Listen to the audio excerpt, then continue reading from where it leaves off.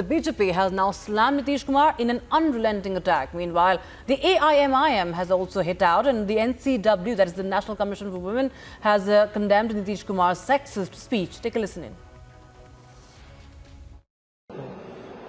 देखिए, उन्होंने माफी तो भले ही मांग लिया, लेकिन पूरा बिहार शर्मसार हुआ है।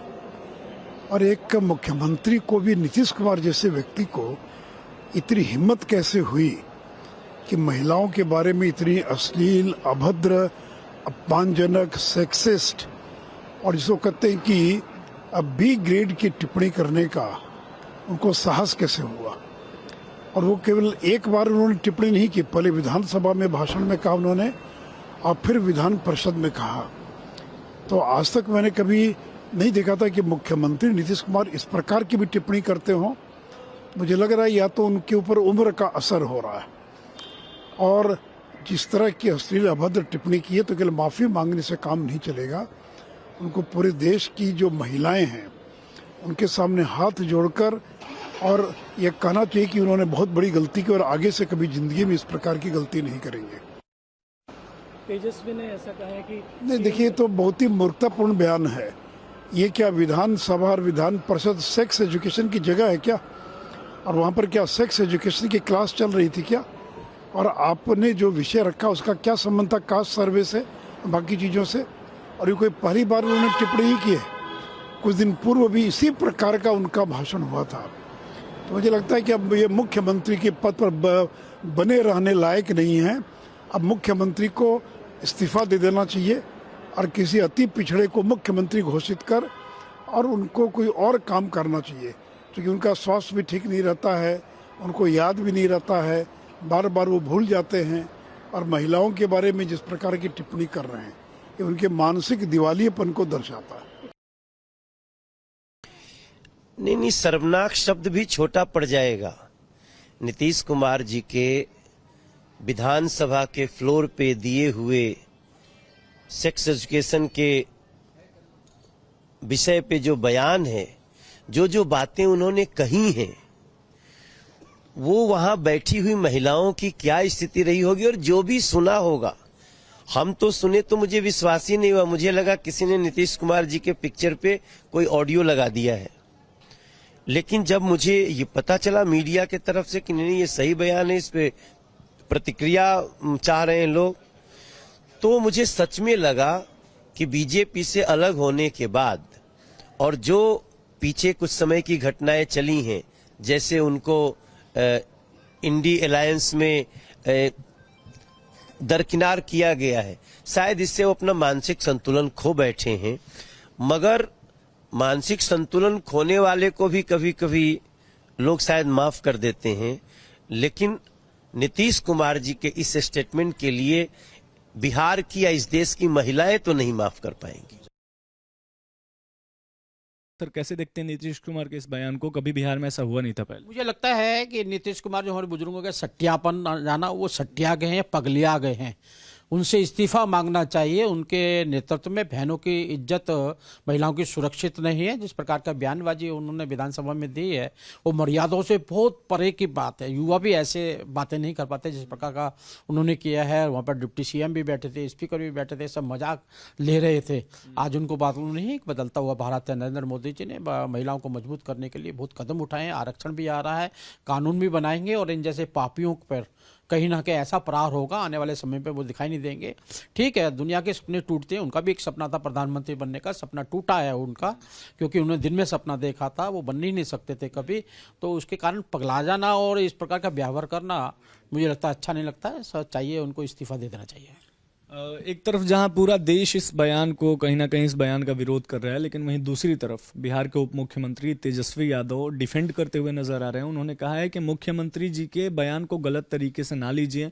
उन्होंने कुछ गलत नहीं बोला है, बल्कि उन्होंने तो सेक्स एजुकेशन के बारे में बस बोला है। उनको बेवकूफ़ को मालूम नहीं है कि आप इतने दिन से शासन कर रहे हैं तो इसका मतलब आप शासन का ही मजा ले रहे थे। अब जनसंख्या रोकने के लिए अनेकों ने एक तरीके सरकार सुझाती रही है और क्रियान्वयन भी करती रही है। इस प्रकार से महिलाओं को मजाक बनाना और उसको जस्टिफाई करना, मुझे लगता है ये यही दल ही कर सकते हैं जो लोग के शासन के अंदर महिला सुरक्षित नहीं रही है और नहीं आने वाले में सुरक्षित रहने लिए महिलाओं ने निर्णय कर लिया है। इसके बाद भी ये आधी आबादी जो है जी, इनको इस प्रकार से मट्टी चटाने वाली है कि इनको होश आ जाएगा कि महिलाओं के लिए कभी भी ऐसा व्यवहार नहीं करना चाहिए। विधानसभा जो होती है एक बड़ी सेक्रेट जगह होती है।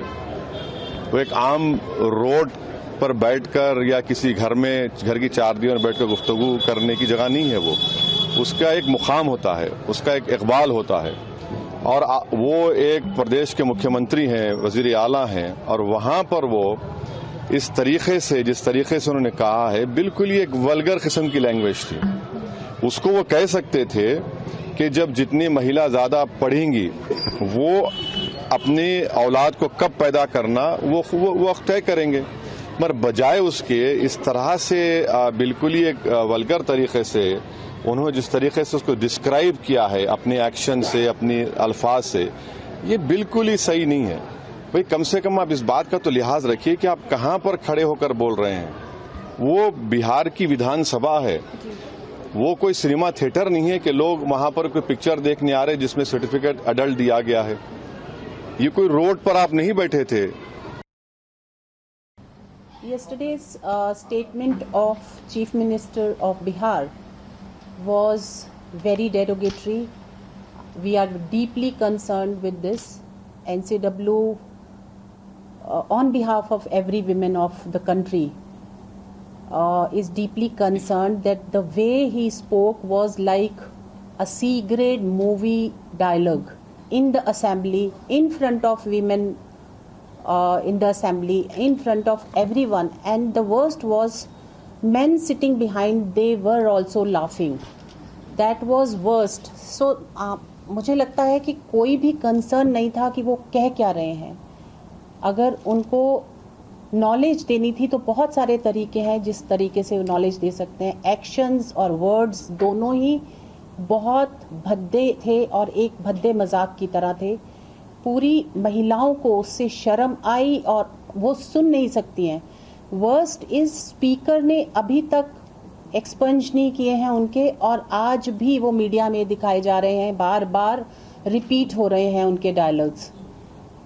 मुझे पता चला है, अभी मैंने देखा कि उन्होंने मीडिया के सामने एक छोटे ग्रुप के सामने माफ़ी मांगी, वो भी इतनी सब बात होने के बाद।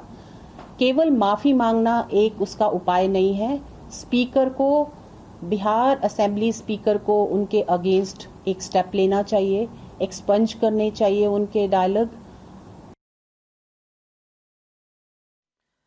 So there you heard, there are several leaders have condemned. NCW, remember, has also written to the Speaker of Bihar Assembly demanding action against Nitish Kumar. Now we have Rabri Devi, who has come out in support of Nitish Kumar's vulgar speech, calling it a mere slip of tongue. Listen into this bizarre defense by Rabri Devi. ऐसा बात नहीं कोई कर गया, तो ये माफी मांगे। सदन चलने देना चाहिए।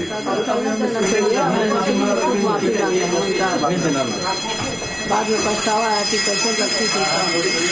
तो ये तो भाजपा वाले बात का पतंग मना रहे हैं। तो और लोगों को काम है, विपक्ष में काम है।